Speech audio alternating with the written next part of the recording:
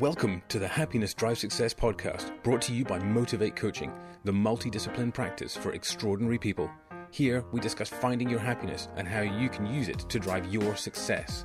Please welcome your host, co-founder, CEO, and master of discovering happiness, Stuart Isham-Fairbairns. Hello, my wonderful friends, and welcome to another episode of the Happiness Drive Success podcast. I am, as always, Stuart Isham-Fairbairns. I'm here with Harlow, and we are out on a hike, and we welcome you to come and join us and have a wee discussion. So today, what I want to chat about is the purpose-built machine. Ooh, okay. So let me explain it. We're going to be diving into talking about habits and talking about how we put together our lives and how we perceive versus how we behave. Now, if we look at, I'm going to go with an analogy here. For a lot of you who know me, you'll know that I use analogies quite a lot. If you imagine we had to meet a demand in the world and we had to create a machine to meet that demand, and you get one machine. Throughout the entirety of the purpose of this, you get one machine. You get lots of boxes of parts, there's cogs, there's screws, there's all sorts of things that you can build into a machine. Now let's say, for argument's sake, that the world is demanding pizza, which the world does demand pizza, doesn't it? Who doesn't love a good pizza? If we want to build a machine that automatically makes pizzas, get to the plans, the drawings, map it out, you work out what parts you'll need, the engineering, the construction, how the mechanics will all work, and all of that put together. And don't worry, for those that are listening worrying about, nothing about engineering or mechanics, you don't need to. It's only for the purposes of the analogy. You get to work and you find the right size cog for each area. Sometimes you need a big cog, sometimes you need a small cog. And you put them all together and you create this machine which can now produce pizzas. So what you've effectively done is you've put all the ingredients together for a machine that will give the output that you're looking to achieve. Sounds simple, right? Easy peasy. With a bit of planning, you can just get it done. Now, interestingly, if we put this in the context of you being the machine and the output being what it is that you want, so your demand in life, what success looks like to you, you have the ability to put together all of the things in your life to build that machine which will then produce that outcome. Now, obviously, there are circumstances that are external, which are outside of your control, but that's the same with the pizza machine. There's also things external that you can't control. However, there's a lot that you can control. So, in the analogy of the cogs, for example, these are the behaviours we decide to act upon. They are the feelings which we feel, the thoughts which we think. Now, if these go unchecked and we don't pay attention to putting this machine together, and we just think, okay, I want to get to that place. I want to be wealthy. I want to be free. I want to have more time on my hands. I want to feel good in my life. I want to feel happy. I want to feel successful in whatever definition of success is for you. And then you just get back to going to life. It's probably unlikely that you're going to get there, or certainly not as quickly as you could. Because let's say, for example, you build a pizza machine. We're going back to the analogy here. And the demand changes. And now people want cream muffins. Program into the machine to make cream muffins. But it's not designed to make cream muffins. It's designed to make pizzas. What do you think is going to come out the end of the machine? A pizza. Because that's what it was designed to do. It's not been adapted or changed.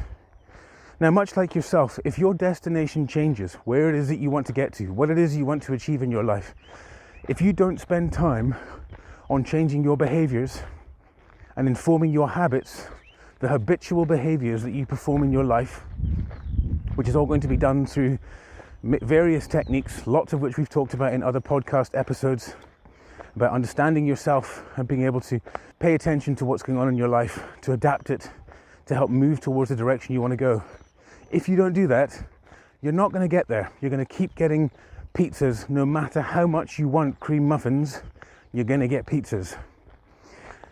Now, if hopefully you've managed to follow along on my analogy there.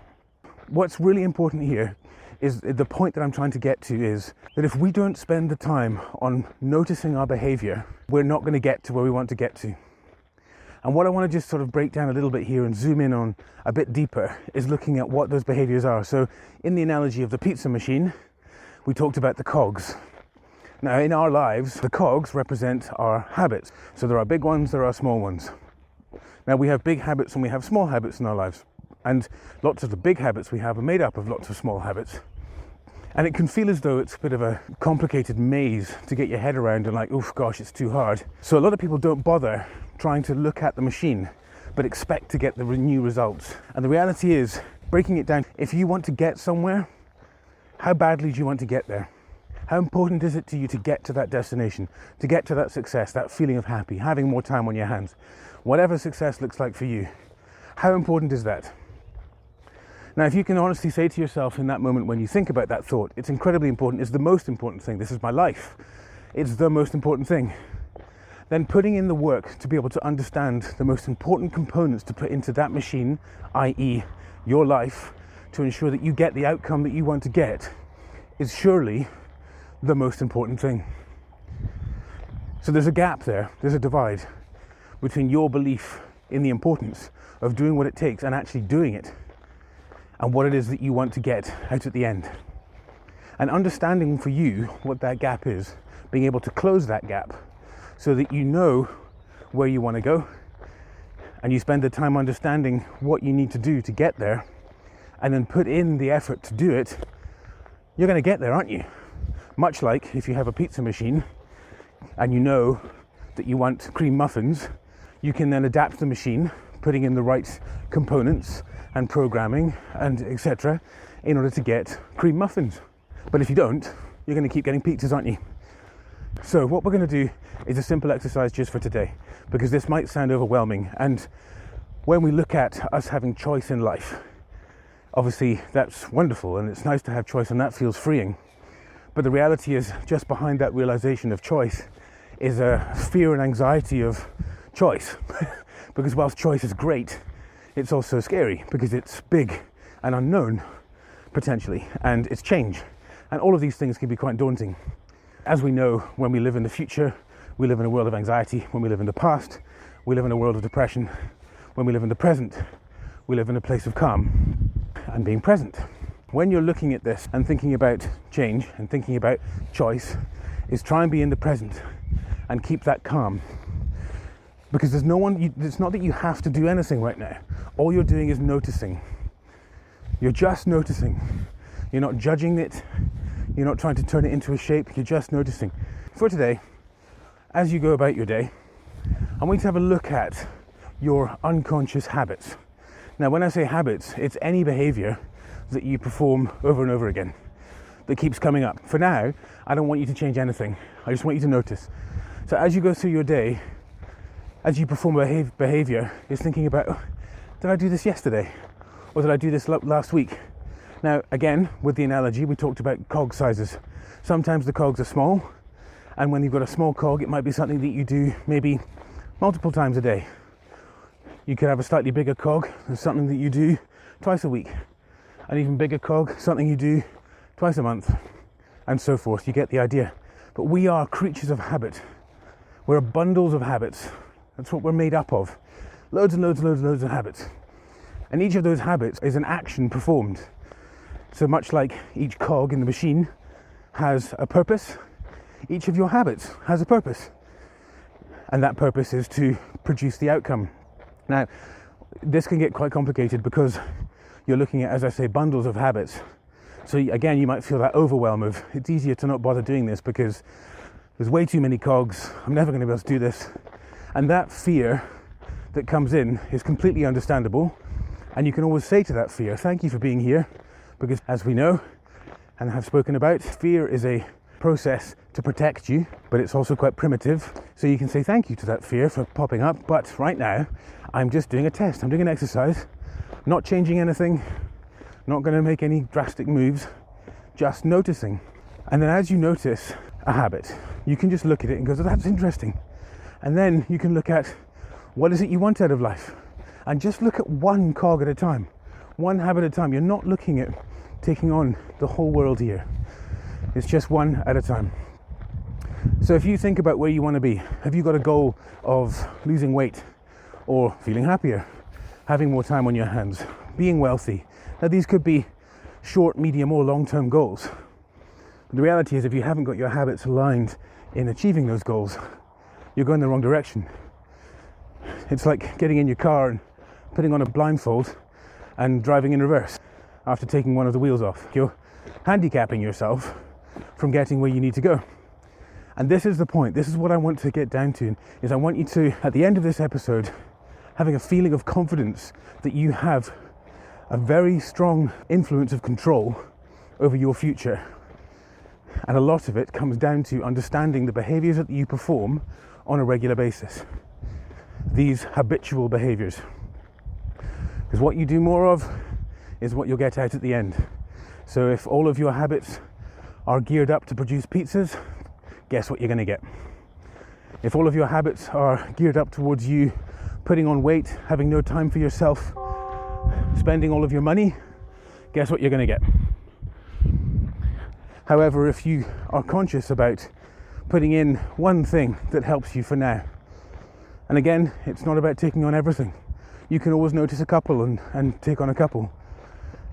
But it takes a while to reprogram a habit. They say it takes 21 days to inform a new habit. So take that time to notice one thing and just give it an adjustment. There is time. I know it might feel like there's not, but there is. There's plenty of time. Where were you 3 weeks ago as far as your habits were concerned? If you notice now, the thing that you're noticing through today, if you look back 3 weeks ago, was it the same? What about 6 weeks ago? What about 9 weeks ago? What about a year ago? So the reality is, if this behavior has been there for a while, you spending 3 weeks on reprogramming it and changing it is not a loss of time. If you put in the effort to do one new thing, bring in that new habit, retrain your brain to be able to perform an action that takes you closer to where you want to be. So when you find that habit, look at where you want to go. Is it taking me in that direction? If the answer is no, then that's fine. Just notice that for now. You can then spend some time looking at what is it I can bring in that will take me closer to that. And it might be that, for example, if you want to feel more energy in your life, it's waking up in the morning and not looking at your phone straight away. That could be it.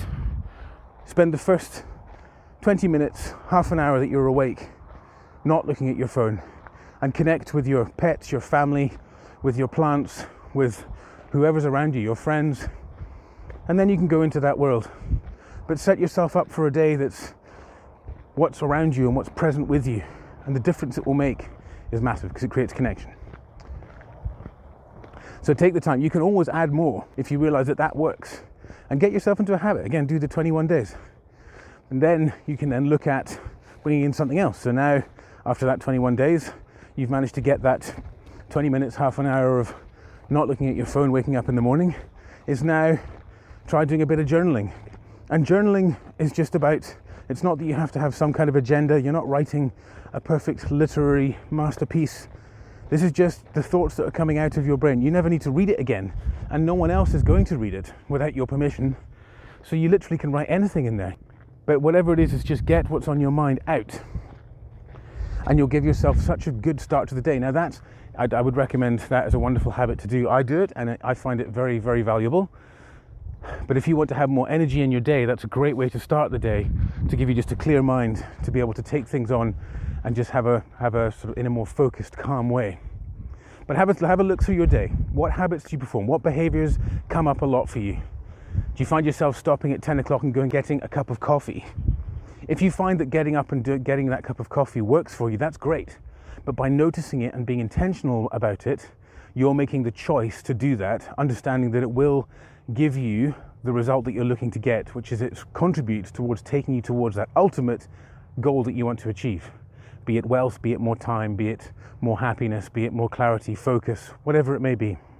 Again, short, medium, or long-term goals. Be intentional about your life. Spend some time noticing what goes on. And then a lovely little exercise as well is to notice what you notice. So when you notice a pattern of behavior, something comes up, notice how it feels. When you think about that thing within yourself, is it a little lurch in your stomach? Is it a tingle of excitement up your spine? What is it you feel when you think about that habit? Because instinctually, you're going to know if it's good for you or not, if it's actually taking you the direction you want to go or not.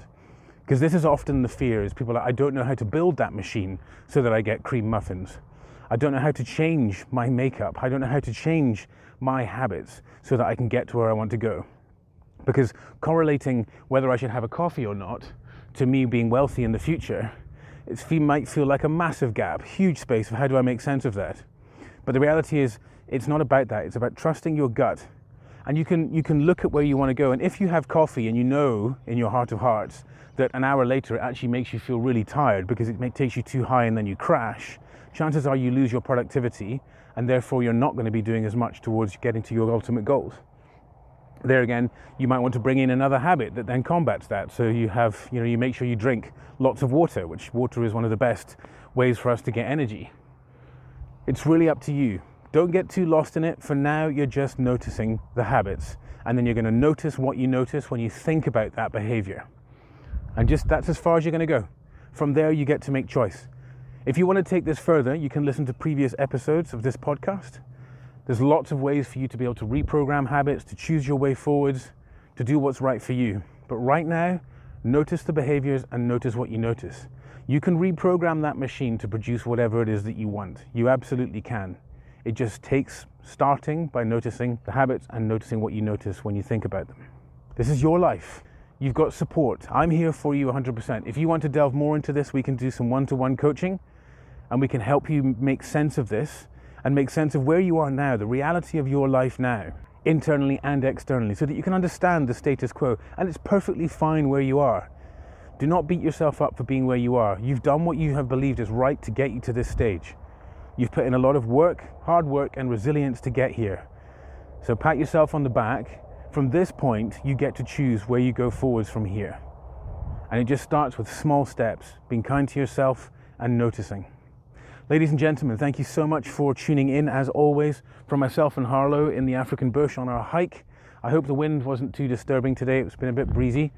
I'm currently standing with my back to the wind, facing a tree, so that the wind isn't too being picked up by the microphone. But I hope it hasn't been too disturbing. Please come and join us in the Happiness Tribe on Facebook. If you search for Join Your Happy Place on Facebook, you can also look for Motivate Coaching, and you'll find myself there. And in that happy community, lots and lots of wonderful people who are all supporting each other, helping people through exactly what you're going through, who want to move forwards in their life, who want to achieve more, whatever that may be, whatever success looks like for you. Come and join us. If you want to book a coaching session, you can through those channels. You can also go to the website, which is motivate-coaching.com.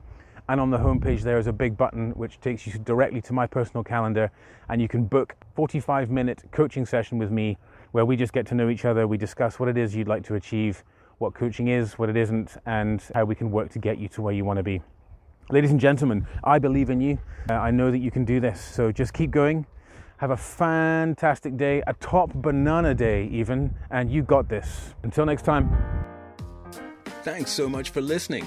If you're interested in learning more, go to the Motivate website at www.motivate-coaching.com. If you'd like to get in touch with Stuart directly, you can get him at Stuart, spelled S-T-U-A-R-T, at motivate-coaching.com. Thanks so much for joining us, and remember, your happiness drives your success. See you next time, folks.